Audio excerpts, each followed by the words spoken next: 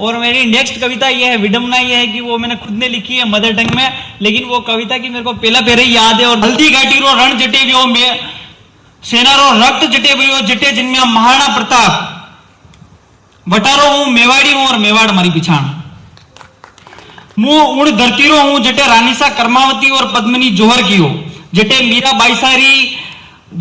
बाईसारी भक्ति ने जन्म लियो जटे पन्ना धायरो तब त्याग हुयो जटे हाड़ी रानी सी चुंडावत ने सेनानी दे दियो जटे महाराणा जयवंता बाईसा प्रताप ने जन्म दियो जटे अशान मेवाड़ी चित्राणिया हुई बटारो मुंह मेवाड़ी हूं और मेवाड़ मारी पिछाण जटारा महाराणा मेवाड़ी दीवान है प्रभु एकलिंग ना जटारा महिपाल कालभोज थे बड़े युद्धवान। यहाँ पर कालभोज बप्पा रावल है।